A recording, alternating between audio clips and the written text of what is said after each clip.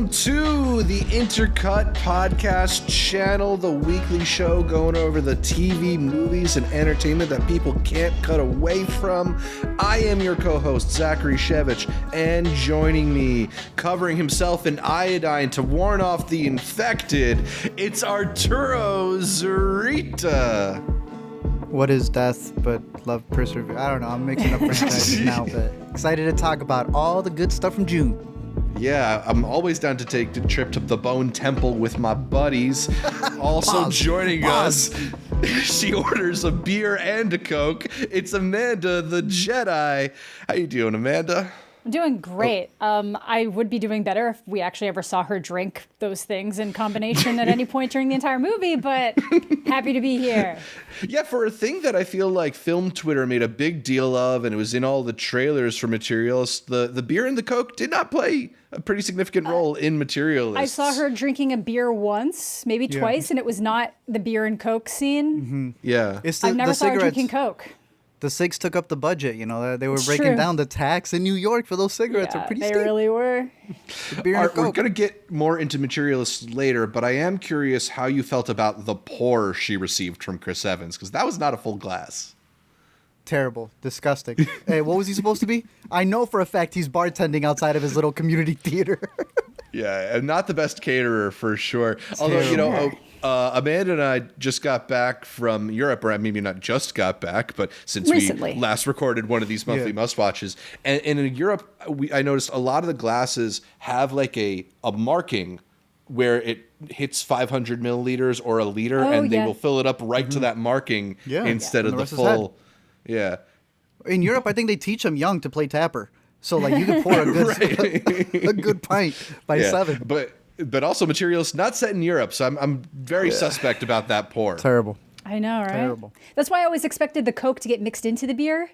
Because it was always like a Boilermaker? Yeah, because it was half a glass of beer, so I just expected her to pour the Coke into the beer. Otherwise, what's the point of getting a Coke and a beer at the same time? Yeah, I don't understand. There was a lot of because I decisions. know you guys. I know you guys are weird. You guys will be like, I'm doing shots. I'm so hardcore, but then you immediately need a chaser, and I'm like, why didn't you just have a mixed drink then? Why didn't you have a stiff mixed drink if you need a chase? I don't understand. So I was like, maybe that's what it is. Maybe the Coca-Cola is the beer chaser. I don't fucking know. Bro, I saw someone. There was like a video. I think it was a Jimmy John sandwich. They had to chase their shots with a Jimmy John sandwich. You know what? That's a good way to do it. That's better than Give me Firehouse subs and we're talking. Let's go. Yeah. All your drinking tips and more on the Intercut podcast. We are back with another monthly must-watch where we break down all the movies that we missed. And it's an extra big monthly must-watch since we're covering like basically 2 full months almost at this point between what we missed in May, all of June, and now even a little bit of July. We will try and run through it as fast as we can. Doing a little bit of housekeeping before we get started. We did some brackets recently on the podcast. Yep. We talked about our favorite Tom Cruise movies, and we always, when we run a bracket, run polls on the Intercut Instagram feed to find out what the Intercuties would have voted for in the Tom Cruise. They went with Eyes Wide Shut, which is a little bit more of a artsy pick than I assumed from the populace. The Intercuties are freaks? Ooh. Yeah, the Intercuties get down. We're going to throw a Intercutie masquerade at one of these film festivals one of these days. I don't know. Really? So yeah, Tom Cruise bracket goes to Eyes Wide Shut. We also did a Nick Cage bracket, and for the Nick Cage bracket, the Intercuties put Into the Spider-Verse and Pig in the finals, where ultimately Pig was the Intercutie selection. Good, because the reason why we kind of knocked Spider-Verse off early is because it's not really a Nicolas Cage movie. Yeah. Beloved movie, the most popular Cage movie on Letterboxd, but not a Nick Cage movie. No Bad Lieutenant Pork on New Orleans? I'm surprised. Surprisingly weak. The Intercuties were not down with Iguana Cam. I'm telling you. Gotcha. It's Not a enough shame. masks. Damn shame. Got it. Okay. Yeah. We got some feedback on our actor power ranking videos that we put out as well. One comment said, bad choices, no Brad Pitt, Julia Butters, Chris Evans. And I'm just not sure if this comment is trolling me or not. Julia Butters is like the child actress, isn't she? This was for our, what was it? Action Actor stars power rankings? Actor power rankings, no Brad Pitt. Yeah, I guess. I mean, Chris Evans, I would put nowhere near my personal power Nowhere rankings near either. Yeah. I think he got the he wouldn't even materialist put him. bump. Yeah. Shout out to Jay Blitz, who left a great detailed comment. Their top 10 was, from the bottom, Robert Pattinson, Tang Wei, Cillian Murphy, Paula Beer, Tony Leung, Willem Dafoe, Lea Seydoux, that's a really great pick, Viggo Mortensen, Juliette Binoche, and number 1, Denzel Washington. Cannot argue with that one. Cannot argue. Yeah. In a little bit, we'll talk about what June had to offer as far as TV and film is concerned. But first, make sure you're subscribed to the Intercut podcast, either the video podcast on youtube.com/IntercutPod or the audio podcast available on most podcatchers. Also, follow Intercut on social media, whether it's Facebook, Twitter, or Instagram. We are at IntercutPod. That's Intercut POD, and that is short for podcast. You can also support the show for as little as $3 a month here on YouTube by clicking the join button on our page to become a member, or by going to patreon.com/intercutpod and signing up to join the Intercuties. You get early access to episodes like these, access to an exclusive chat channel on our Discord, and an invitation to our monthly Intercutie video calls. Thanks to all our current patrons whose names you can see on the screen right now. Maybe if the button will work for me, please, StreamYard. All right, in post it'll work. But There it is. It's boom! Wow. whoa. Oh, look at! Right there. I see so many names on the screen. It's so incredible, so overwhelming and humbling. Oh, wait. Now it's up. Now it's Now Letterboxd is Nope. up. Letterboxd is up. Yeah, it won't add, bro. I don't know what happened. Yeah, I don't know why StreamYard hates us today, but shout out to Devesh, who is in the live stream commenting with us. Another one of the additional benefits to being an Intercutie, that you can check out our live streams live and comment along with them. Shout out to our Academy Shout out level Devesh. members, who are Cademan, Connor, Tushar, May, Ricky, Rob, Mark from Tampa, Max, and David. And then our producer level members are Josh, Bleepy, and Nick. Also, be sure to leave us a 5-star review on Apple Podcasts, because if we get to 250 5-star reviews on Apple, we can all explore our past traumas together and open up a restaurant. Arturo, what kind of restaurant would you want to run? You know, I've always wanted to be a pizza delivery driver. So the one job I Pizza swore I time. could beat Peter Parker. Yeah, that Pizza one time time. he couldn't get the pizzas in time. You're like, think I could do do it. that.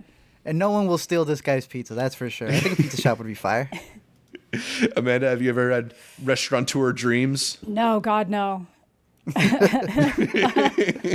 I like going to them. I would be. Yeah. I think I'd be a bartender. I always say that, like, I'd like to be like a mixologist, like a fancier bartender. Maybe not like the top of the tops, but not just like a dive bar. Yeah. Somebody I want to make fun stuff. A little higher quality than like the bar from Always Sunny. Yes, just a little. Yeah. But if Just it a- had to be just a that one, tad. if it had to be that one, that would also be fun. Cool. Yeah. In Poland, they had drink these after places. drinks. In Poland, they had these places called milk bars, but it's not like a Clockwork Orange. They're just like diners with really good soup. I kind of like that concept. Great, that does actually seem right up your alley. Yeah, I can count. I can't even count the amount of times you've been like Ravi Soups time. Ravi Soup. Soup, that's my spot. That's your Toronto Film spot. Festival coming Yeah, up. Coming up. I think we want to hit some more things that came out this month in our monthly rapid fire, not spend too much time on them. Let's start out with Final Destination Bloodlines, a return to the Final Destination series. When was the last one of these movies? It feels like it's been a couple decades. 2011. I was gonna say 14, but yeah, I think 11. It might be 14. Yes, so No. almost a decade No, and you a might be half. 11, bro. I think it's Yeah. 11. Final Destination 5. 2011. Yeah. Nice. We already got a movie in this style earlier this year from The Monkey? what's your boy's name? Oh, yeah, yeah. The Monkey. Osgood Perkins. Osgood Yeah, and then Perkins. Talk about how it's not it. Nah. Yeah. But what do you think about getting a dose of the real thing? I think you Dude. are both fans of this franchise, right? This, yeah, and this one I feel this is a return to form. I felt like the third act got a little weak, but it comes back at the end with a classic Final Destination closer, which was fantastic and makes up for it in my opinion, because it's solid all the way through. Never have we seen Rube Goldberg so convoluted. The Final Destination ghost has been building up. It's really been holding on off, I think they add to the lore. Add to the lore. The sequences are as good as they're supposed to be. They keep you on edge. Some good fake outs. Some good fake outs. Yeah. Good CGI with it. Good CGI. It's exactly what you need to reboot a franchise and get it going again, because I could see them definitely continuing with more. It's great. Mission Impossible, The Final Reckoning. I don't know if this is actually the final Mission Impossible movie, but it did That'll never be. bring together a lot of threads from across the franchise. For the first time, yeah. Yeah, a mention of your favorite rabbit's foot from You had Mission asked me, Impossible 3. We did the bracket, you're like, what does the rabbit's foot even do? And Tom heard. I still don't know what it really does. Look, if this was the one where he got a little too into his ego because he's like, oh, the whole world depends on me. I don't know what to tell you, but that was Mission Impossible 1. This is maybe a little bit too much of that. He is reminding you multiple times how he is there to save the people he will not even meet. I do not like who they sacrifice in this movie. I also do think it's a little too long. But the submarine scene is still dope. Coming into just all the characters that they bring in, not getting into too many spoilers. It feels like an ending, but also like you're not ending it with this. You definitely have a lot more to go. But I think he's still able to be the action star that, as we saw with the list that came out, is one of the only top 10 actors to be in the box office grossing top people of all time without having an MCU movie. Exactly. He's the only one on that list that's not in the MCU, which is pretty insane in terms of actors with the highest box office totals. Wait, isn't The Rock not? The Rock's not. Was he in that top 10 list, though? Yeah. Dwayne's like, he was... Yeah. I guess maybe without a superhero movie? We'll okay, without a double-check superhero that. movie, yes. But yeah, we'll say that. But yeah, otherwise it's all Marvel. It's crazy. I agree with you, Art, that the movie definitely felt a bit bloated, but I still had a really excellent time with this one. I think there's just something about the breeziness of the Macquarie films where they're constantly cutting between new locations and new scenes, and it really feels like they've filmed 500 scenes for this movie. There's just these sequences that also you feel like you're holding your breath throughout them. Like that entire submarine sequence, the creativity of having it roll and the practicality of executing it is so cool. Also, the whole biplane sequence is stunning and reminds you again that there are few actors willing to put their bodies on the line the way that Tom Cruise is. He's just really an incredible stunts person. The cast is really charming, and I enjoy that it feels like it keeps expanding. I don't know. I would be surprised if they never do another one of these, even though Cruise is in his 60s. But I don't know. I had a good time with it. The both of you had Lilo and Stitch videos, so I don't know if we need to talk about that movie, although maybe we should mention that it is the highest grossing film of the year so far. Yeah, easily, it's not surprising. bro. It's not surprising. I think there's a lot to criticize in it, but I also think that in due time, there was a bit I saw when people were angry at this one where they were like, you know what? I miss Cinderella. I'm like, y'all haven't even deleted your Letterboxd Cinderella reviews. I think it takes people time to then go like, you know what? The one from 10 years ago wasn't that bad. Yeah. And while there are problems and it was never going to live up to the cartoon, I don't think it's the worst adaptation that Disney's put out. No. God, no. And they are going to put out more of them. They announced that Lilo and Stitch will be getting a live action sequel. So interesting. That I don't like. Bring Her Back. This is the latest film from the Philippou brothers, who blew us away with their horror smash Talk to Me a couple of years ago. This one is a darker tale about a woman who adopts a couple foster kids partially out of her own grief. It is a really twisted film that does not have the same humor or sort of like congeniality of Talk to Me. But I think there's still a lot to appreciate about this one. Oh, absolutely. Yeah, it shows that they definitely have the staying power, that they're, willing to go places that some people might shy away from. It's hard to say that it's weird because I'm like, this one is so much more brutal in certain ways, but I still think Talk to Me is more mean in how it commits to its ending.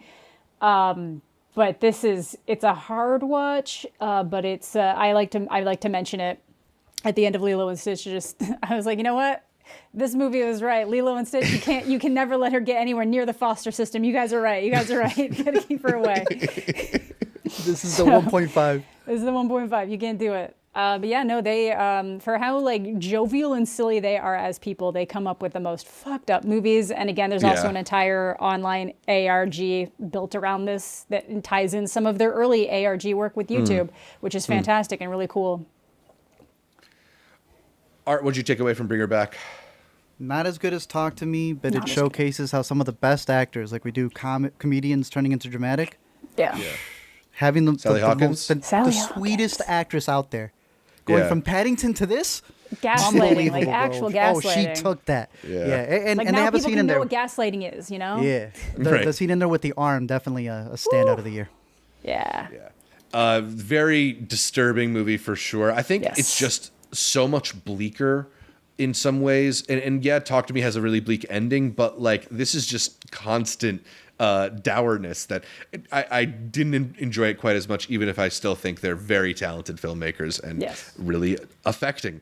Absolutely. Let's talk about another really talented filmmaker. Wes Anderson came back with The Phoenician Scheme, a really delightful crime comedy, caper comedy of sorts, where he's working with some people who maybe aren't the first people you think of when you think of Wes Anderson. Benicio, who has been in a couple of his movies, but is the star here. Michael Cera in his first Wes Anderson film. Mia Threppleton, also a standout.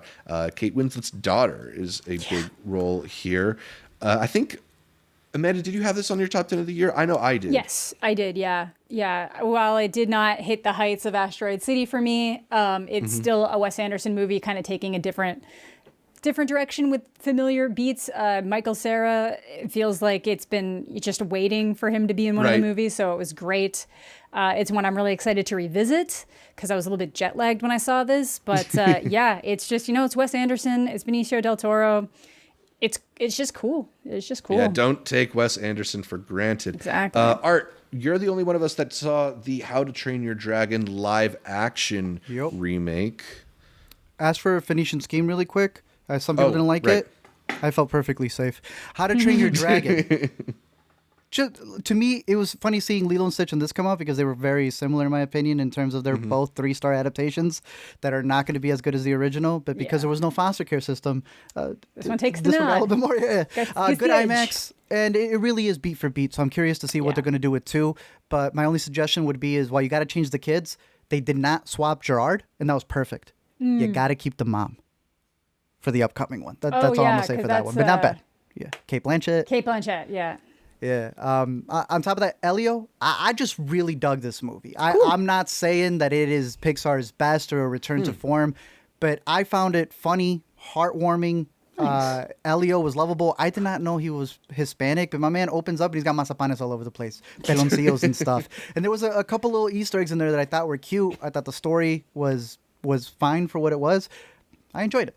Nice. But this is one that it took forever to come out, and Pixar was not really pushing it, so I'm not really sure. I don't know what the hell's going on with Disney because most people don't even know that Bear Season 4 came out. Exactly. What is Disney doing? I think their whole marketing out there isn't really the smartest, but it's definitely not as dumb as The Old Guard 2. This is Are You Still Watching the movie on Netflix? Holy smokes. I like the first one. Why'd you get rid of Gina? Why would you get rid of the director? Yeah, People Gina be Prince doing that. Bythewood, right? Who did a great job on that first one. Some extra additions into this lore. It's based off a comic book. They're immortal. They fight throughout the ages. And now it's just I don't know, melodrama and a very weird ending that's trying to set up for other sequels, but I could barely get through the first sequel, so there is that.